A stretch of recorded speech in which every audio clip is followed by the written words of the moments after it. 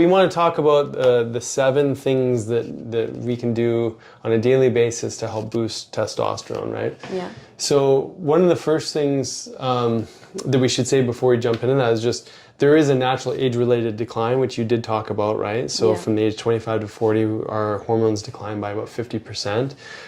The rate of that decline can absolutely change based on the choices that we make, right? You mentioned the questions that we ask ourselves, like what are we willing to implement? And so these are some of those things actually that you can be doing regularly to maybe flatten that sort of decline over time, right? So the first one being cholesterol. What's the deal with cholesterol, right? And testosterone. Yeah, so I don't know if we mentioned this in our previous podcast, but all your hormones are made from cholesterol, and as we age, as hormones decline, cholesterol can go up because of that negative feedback loop. Like your brain is telling the body to produce more. So that's one reason it can go up.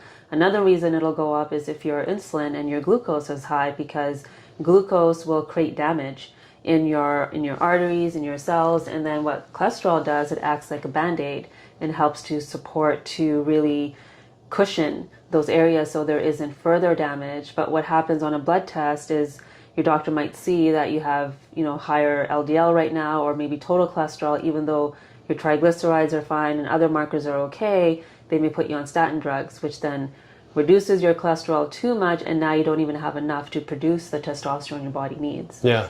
So we're not saying you can't go on statin drugs, but it's important to at least pay attention to the fact that the way that we've been communicated to with regards to cholesterol isn't telling the full story. And so it's obviously, not the total bad guy. Exactly. And so obviously it's a decision and discussion you need to have with your doctor, but you need to understand that it is the backbone for all hormones. And so if you start to really suppress that, some of the common side effects of statin use is low libido, inability to put muscle on the body, high glucose, right? Did you want to say anything else on that? Yeah. So that's significant. So we mentioned the protein, right? Yeah. So if you just consume too much protein, you're going to be insulin dominant, right? It's that same scenario. If insulin's high, testosterone can't be high.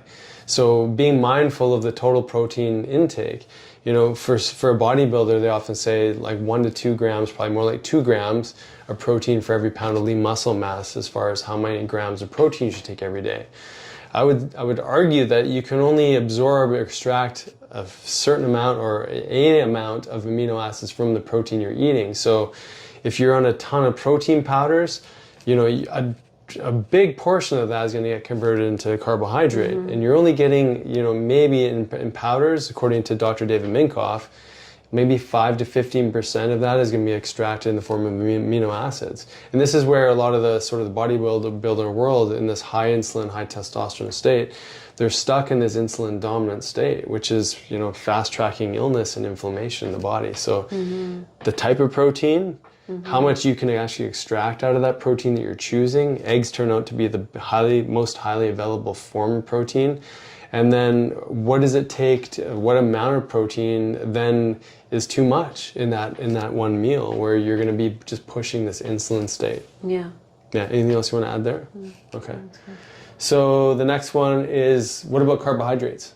Yeah, so we talked about glucose, and if we're eating especially simple carbohydrates, it's going to increase your glucose levels, which will increase your insulin again. So it all comes back down to how much insulin your body is having to produce and secrete. So this is where intermittent fasting can come into play. This is where stepping into a little bit more ketosis here and there. We talked in previous podcasts for women that are listening or watching, really looking at your cycle of when, that can be a whole other conversation of when to bring these elements in, because your testosterone does drop, especially the last half of your cycle. You are more prone to having cravings towards carbs and, feeling more bloated or, feeling like you're gaining weight and things like that. But then we're craving carbs during that time. And so really watching the quality of carbs that you're having. So making sure that they're complex carbohydrates. And if you are increasing your healthy fats, like if you are experimenting with intermittent fasting and ketogenic diet, you have to lower the carbs, because it's another state that isn't natural in your body to have high carb, glucose, insulin levels plus high fat, like ketone levels.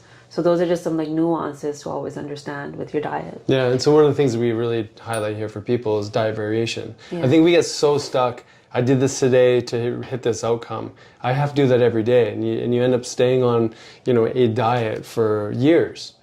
Maybe you had initial success, and then, and then we come up with other reasons for why it no longer works. When really our body is meant to be in this experience of diet variation, eating with the seasons, maybe having times where you're protein loading, times where you're going higher in fat, higher in carbohydrate. I mean, listening to a woman's cycle is really interesting on that.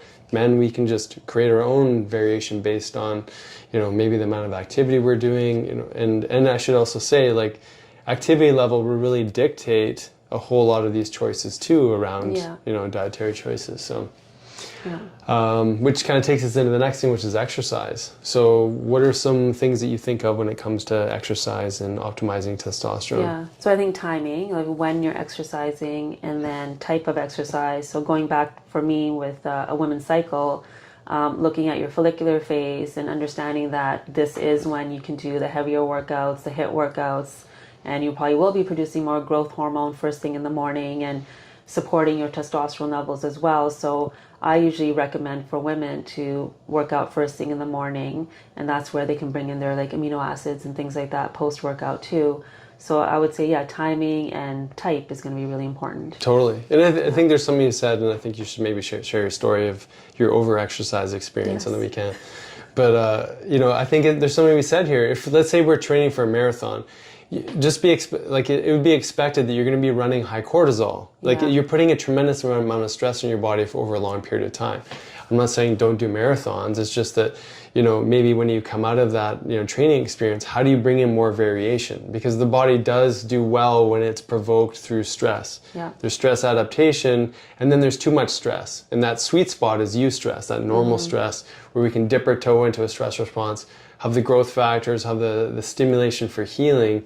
But if we're pushing that cortisol button with our workouts on a very regular basis to the point where we're not implementing a sort of recovery plan, we can just be getting into more wasting, and we can actually implement or interfere with our growth hormone, with our testosterone production. So speaking of a provoking stress, let's talk about your big bike excursion day and like how you're moving now. So I did the opposite of what I teach, and I'm in a part of my cycle where I need to slow down, maybe do yoga, go for walks, but we're also in summertime with the boys and only have certain days that we can actually do activities with them. So we've been wanting to do this bike ride for some time, and it was around 40 kilometers. It was gravel path. It was along the shoreline. It was beautiful. Beautiful, yes. Yeah. And I could feel it on the way to the destination where we would turn around and come back. Every time we would stop, like, oh yeah, no, my knees, they're not feeling so great. And made it through the whole thing. That night, came home. On the way back though, like we stopped a few times, and Sonia was like, oh, I need to sit down. Yeah, like it was bad. Something is not going well. Yeah, something was wrong. And so then I adjusted my seat. I was like, okay, I think my seat's just a bit too low. There's too much pressure on my knees. And then I got into a rhythm because I could push through, as we all can sometimes when we're under a state of stress. So definitely my cortisol was running high instead of just like looking at the scenery and being in a parasympathetic state while I'm joyfully riding my bike. That was not the case. So that night I could not sleep because I was in so much pain. My knee swelled up a lot. My quads are hurting. I'm having sitting like this right now is actually really painful. This is why I'm losing some of my words when I'm speaking right now. I'm in a lot of pain. And it's because a few factors. One, we haven't ridden our bikes all summer. Yeah. So the training wasn't there for not that long. It was an extreme amount. Yeah, we went from like 0 to 100.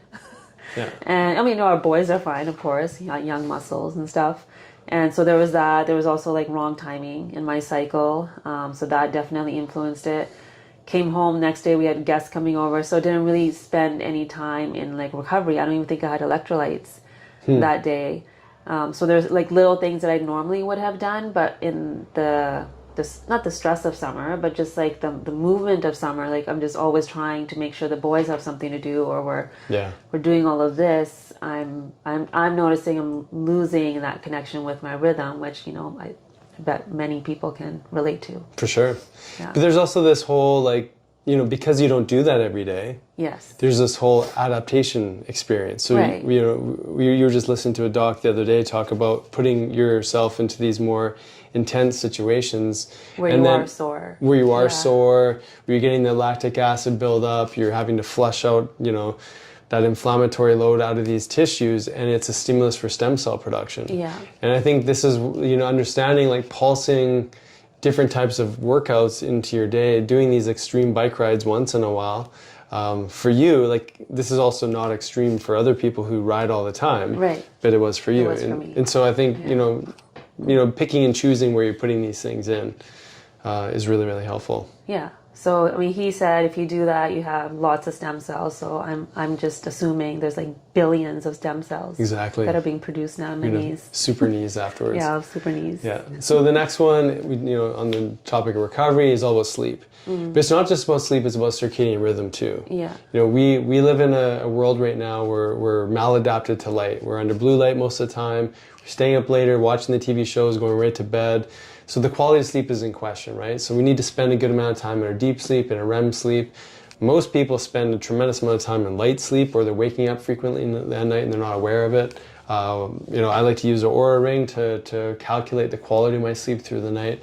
And so the quality of your sleep is dictated by the rhythm of what you do during the day, you know, so early morning exercise, your meal window, you know, are you snacking through the day? Are you stuck in insulin dominance before you go to bed? So all of these factors are going to play a role on testosterone. Yeah. Right. There was this, just to reiterate on sleep, doesn't have anything to do with testosterone, but memory. I mean, if you're sleeping well, like your estrogen, your testosterone, everything's working well, they are all involved in brain health and your memory. But there was a study that was done with a group of students at a university, and they took group A that was just sleeping 6 hours a night, group B was sleeping for 8 hours a night, and then group B, after 6 months of doing this, they saw that they actually retained, I can't remember the percentage, but it was over 50% more than than group A that was only getting 6 hours of sleep. So again, like, that's going to contribute to your quality of life and your ability to ask those quality questions, because if we can't retain the information, we can't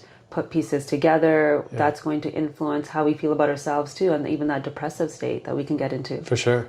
There's also research that's showing the quality of sleep is going to dictate your level of insulin resistance. Right. So if you have a really crappy sleep, you're going to be more insulin resistant the next day. Yeah. Right? And if that compounds over time, that's going to be a huge contributor to that insulin testosterone ratio, right? We talked a lot about estrogen in this podcast, but maybe just reiterating here, another really important one to get in check to optimize testosterone. Anything else you want to add? I mean, we kind of mentioned it, but... Yeah, I just think the same thing again. Like, I don't know if you've seen this too, but any Dutch tests that I've done where they look at how well Dutch test is dry urine hormone test. To see your levels of like estrogen and how your liver is actually processing it. We talked about alcohol and liver before. Maybe I've seen like a handful out of like thousands of tests that I've done where they're actually doing that properly. Right. So when you run these tests, you start to see that, okay, I'm actually not methylating. My phase 1, phase 2 detox process isn't as efficient as I thought it would be. So of course that's going to then influence your testosterone levels. Definitely, yeah. And then last one is supplementation. We'll just pick like a few because there's lots that you could think of. We talked about light before, you know, and obviously a big part of light is that skin exposure and increasing vitamin D. So vitamin D behaves like a hormone in the body. It's needed in order to upregulate our other hormones like testosterone. Zinc is another big one, help with conversion of testosterone to estrogen, or keeping estrogen, you know, converted into testosterone appropriately. There's B vitamins. Any others that you think of? So herbs, like fenugreek is a big one, ashwagandha, because that's going to help support your nervous system and your cortisol. Shatavari is another Ayurvedic herb that's really helpful too. Yeah, and tonkat leaf for men, it's been shown to help to decouple testosterone from sex hormone binding globulin, which can potentially help to raise that free testosterone level. Yeah. So there's lots of great, you know, herbs and supplements and things like that. I can't say that all of them, when you take that stack, it's going to absolutely increase your testosterone. As we discussed, there's a lot of factors that play a role here, but it is important to address your unique circumstances. So knowing yourself through testing, We talked about the Dutch test a little bit more in the last podcast.